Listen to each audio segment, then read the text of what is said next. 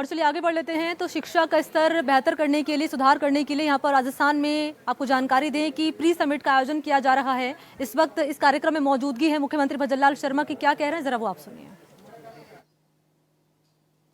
शिक्षा के क्षेत्र में है और हमारा प्रमुख आधार, समाज का प्रमुख आधार, किसी प्रदेश का प्रमुख आधार अगर वो कोई होता है तो वो शिक्षा होता है। क्योंकि शिक्षा अगर हमारा प्रमुख आधार है तो बाकी काम हमारा सरल होता है। शिक्षा के माध्यम से हम हमारे हर क्षेत्र में काम को भी आगे बढ़ा सकते हैं और शिक्षा के क्षेत्र में भले निवेश थोड़ा हो लेकिन उसकी महत्वता बड़ी होती है। मेरे से कहा था शिक्षा के क्षेत्र में जो एमओयू होने वाले हैं वो बहुत छोटे और बहुत ही कम जो अर्थव्यवस्था है उसके होने वाले हैं। मैंने कहा वो छोटा नहीं है। एजुकेशन का और शिक्षा का आधार बनाने के लिए वो सबसे महत्वपूर्ण है और सबसे बड़े हैं। क्योंकि जहां जैसी आवश्यकता होती है वो शिक्षा का आधार भी वही होता है। जहां जो आवश्यकता के आधार पर अगर एमओयू होते हैं तो निश्चित रूप से वहां शिक्षा का स्तर बढ़ेगा। और मैं आपसे इसलिए कहना चाहता हूं कि राइजिंग राजस्थान के तहत एजुकेशन प्री समिट का आयोजन शिक्षा, कौशल विकास और खेल के ढांचे को मजबूत करने में उसका बहुत बड़ा महत्वपूर्ण योगदान होगा। आपको ये जानकर खुशी हुई होगी कि हमारी सरकार अभी तक निवेशकों के साथ लगभग 18 लाख करोड़ रुपए के निवेश एमओयू कर चुकी है। लेकिन मैं कहना चाहता हूं कि सिर्फ ये संख्या दिखाने के लिए नहीं, हमने कहा कि वास्तविकता में वो एमओयू जमीन पर उतरना चाहिए और उसका फायदा राजस्थान की जनता को मिलना चाहिए। इसलिए मैं कभी कभी कहता हूं कि जो छोटे एमओयू होते हैं वो धरातल पर जल्दी आते हैं और वो आम जन के हित में भी होते हैं। मेरे से किसी ने कहा कि उसकी कोई अपन को सीमा रखनी चाहिए। मैंने कहा इसमें कोई एजुकेशन में कोई सीमा नहीं है। मुझे पता है गांव का, ढाणी का जहां आवश्यकता है तकनीकी शिक्षा की, संस्कृत शिक्षा की, कौशल विकास की, जहां आवश्यकता है वहां हम उस व्यवस्था को बनाने का काम करेंगे। और हमारा जो एमओयू है वो निश्चित रूप से शिक्षा के क्षेत्र में एक अच्छा काम करने वाला है। और इसीलिए मैंने कहा कि जो भी हमारे ऐसे भामाशाह हैं जो गांव में काम करना चाहते हैं, ढाणी में काम करना चाहते हैं, तहसील में काम करना चाहते हैं, उपखंड में काम करना चाहते हैं, क्योंकि हायर स्थान जो होता है उस पर तो सुविधा मिल जाती हैं, लेकिन छोटे स्थानों पर सुविधा देना भी सरकार का काम है और वहां की शिक्षा भी अच्छी शिक्षा हो, यह भी सरकार का काम है। ये निवेश प्रदेश के विकास को नई ऊंचाई प्रदान करेगा और हमारे यहाँ रोजगार के अवसरों में बड़ी तादाद में सृजन होगा। ये विकसित राजस्थान, सुखी एवं संपन्न राजस्थान का मार्ग भी प्रशस्त करेगा। आज इस मंच से मैं आपको ये विश्वास दिलाना चाहता हूं कि हमारी योजनाएं और हमारे कार्यक्रमों का उद्देश्य केवल आंकड़े गिनाना नहीं है, बल्कि उन लोगों तक लाभ पहुंचाना जिन्हें उनकी सबसे ज्यादा जरूरत है, ये आवश्यक है। प्रदेश में राष्ट्रीय शिक्षा नीति 2020 को लागू कर दिया गया है। माननीय देश के यशस्वी प्रधानमंत्री नरेंद्र मोदी जी की विकसित भारत की संकल्पना को साकार करने के लिए हम नई शिक्षा नीति के अनुरूप समावेशी और गुणवत्तापूर्ण शिक्षा उपलब्ध कराने के लिए कृत संकल्पित हैं। नई शिक्षा नीति के तहत राजस्थान सरकार द्वारा निजी क्षेत्र को शिक्षा में निवेश के लिए प्रोत्साहित किया जा रहा है।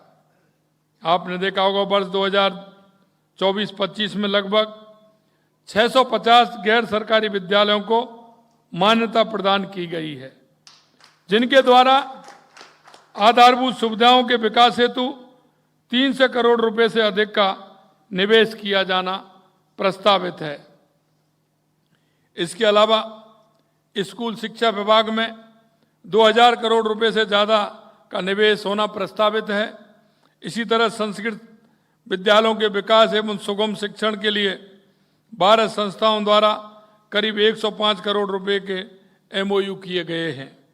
उच्च शिक्षा, तकनीकी शिक्षा एवं कॉलेज शिक्षा विभाग में करीब 23,870 करोड़ रुपए से ज़्यादा का निवेश होना प्रस्तावित है, जो आज हुआ है। ऑनलाइन एजुकेशन एवं कौशल विकास के लिए 3 संस्थाओं द्वारा 30 करोड़ रुपए के MOU किए गए हैं। राज्य में कौशल विकास एवं डिजिटल शिक्षा पर आधारित नवाचार किया जा रहा है, जिसमें शिक्षा की नई संभावनाओं के साथ निवेश को भी केंद्रित किया गया है। इसी तरह क्योंकि ये राजस्थान के अंदर बहुत बड़ी अपार संभावना है, हर क्षेत्र में संभावना है, इसलिए हमने कहा है कि जो हमारा युवा है, अगर युवाओं को मौका मिलेगा तो हमारा राजस्थान का युवा बहुत ही कर्मठ, मेहनती, इंटेलिजेंट है। हमने इसी तरह खिलाड़ियों को विश्व स्तरीय प्रशिक्षण एवं सुविधा प्रदान करने के लिए करीब 2000 करोड़ रुपए के निवेश का प्रस्ताव किया है। इस प्रकार हम शिक्षा के क्षेत्र में कुल 28,000 करोड़ रुपए के MOU कर रहे हैं आने वाले समय में, क्योंकि अभी लगभग 1 महीने से ऊपर है और अभी हमारे जो MOU हुए हैं, मैं देखता हूं डेली कहीं ना कहीं कोई ना कोई आते हैं, वो कहते हैं, लेकिन हमारा उद्देश्य, जैसा मैंने कहा, कि आंकड़ों में नहीं है। हमारा उद्देश्य है कि जो भी MOU हो वो धरातल पर उतरते हुए उसका काम जल्दी हो। जैसा कि मुंबई के अंदर हमारे MOU हुए थे, उनका होना प्रारंभ हो गया है। कई की जमीन हमने सुनिश्चित कर दी है, कई को हमने कैबिनेट में पास भी किया है। इसलिए हम चाहते हैं, कहते हैं हमसे कि आपने पहले वर्ष में ही क्यों किया। मैं कहना चाहता हूं कि पहले वर्ष में इसलिए किया कि हम उसको ठीक प्रकार से जमीन पर उतार सकें और उस क्या क्या खामियां उसमें उनको पूरी करते हुए हम राजस्थान की जनता को उसका पूरा का पूरा लाभ मिल सके। इसलिए हमने पहले वर्ष में हमने राइजिंग राजस्थान किया है। आने वाले समय में राज्य में जो भारी निवेश आने वाला है, उसे सफल बनाने के लिए हमें कौशल, श्रम शक्ति और बेहतर शिक्षा प्रणाली की आवश्यकता है, जिनसे हम अपने युवाओं को योग्य बनाकर उन्हें अवसर प्रदान कर सकें। हमने एक एजेंसी से सर्वे भी हमने कराने का काम किया है। वो सरकार के हिसाब होने वाला है, सरकार के साथ होने वाला है, क्योंकि आने वाले समय में क्या क्या आवश्यकता और हो सकती है। आने वाले समय में कौन से डिपार्टमेंट के द्वारा या किस एजुकेशन के द्वारा हमारे राजस्थान के युवाओं को रोजगार मिल सकता है। एक देश की सर्वे करानी है, लेकिन एक दूसरे देशों की भी करानी है, क्योंकि आवश्यकता जिन कंट्रियों को है। क्योंकि अभी मैं जापान गया तो उन्होंने मेरे से कहा कि हमें नर्सिंग छात्राओं की आवश्यकता है। हमने उनसे कहा नर्सिंग छात्राओं की आवश्यकता है, लेकिन हम छात्राओं के साथ छात्र भी भेजने वाले हैं। हमने कहा कि हम ऐसे नहीं, हमारा दोनों जाएंगे और आपकी क्या क्या आवश्यकता है वो हमें कराइए। तो उन्होंने हमें 5 साल में 15,000 युवाओं को लेने का उन्होंने एमओयू किया है कि हम राजस्थान से लेकर के आएंगे।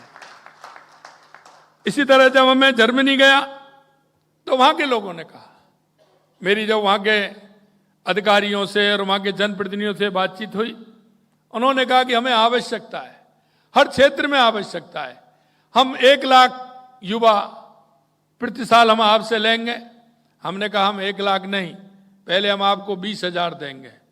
हमने कहा आपका जो शिक्षा का मापदंड है वो आप यहां आकर के पेपर लेंगे, वो ठीक नहीं है। आप आइए, एजुकेशन हब भी आप बनाइए, आपकी क्या मापदंड है वो हमारे राजस्थान में आकर के हम आप एमओयू करिए और उस शिक्षा का जो आपका स्तर है हमारे युवाओं का पेपर वहीं लीजिए, वहीं उनका रिजल्ट दीजिए और उसके बाद वहां से आप लेकर के आइए।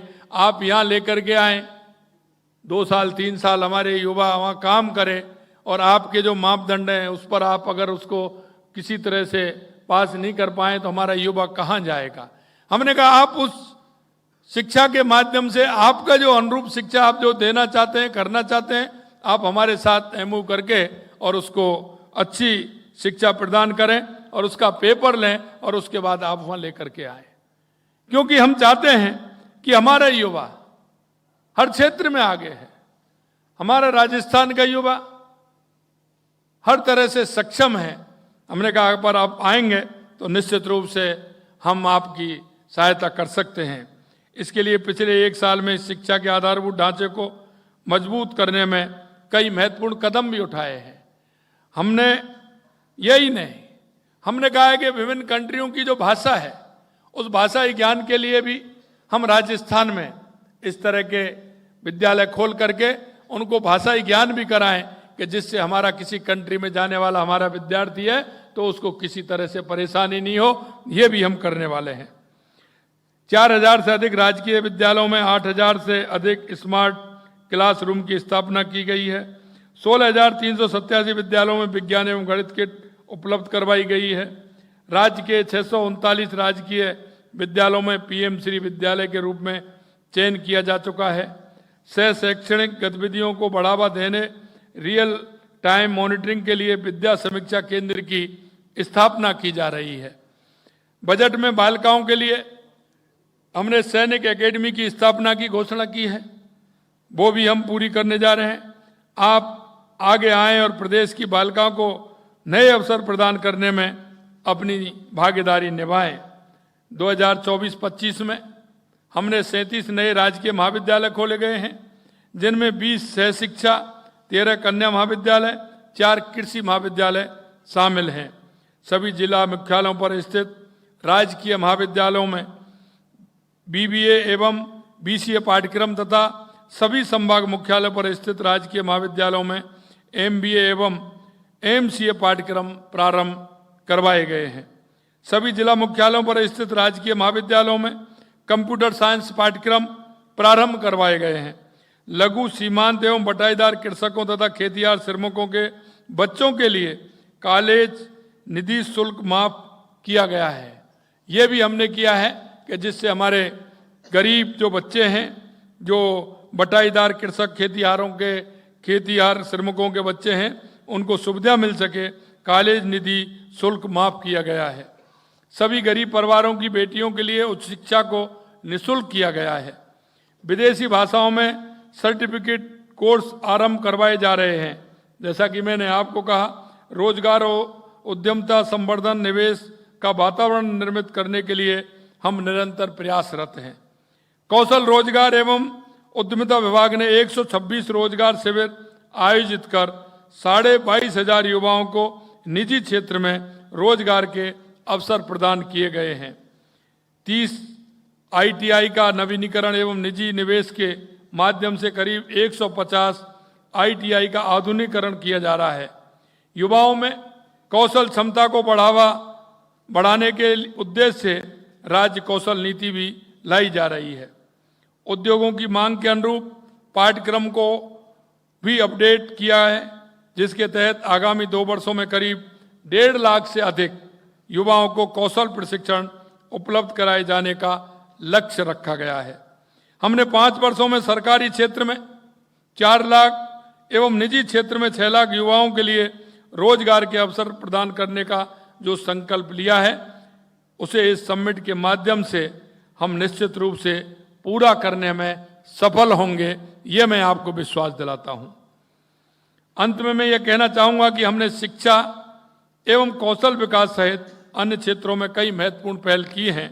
इन योजनाओं से राज्य के हर विद्यार्थी को, विशेषकर ग्रामीण क्षेत्रों में रहने वाले विद्यार्थियों को लाभ पहुंचे, शिक्षा में बराबरी का अवसर मिले, यही हमारा प्रयास है।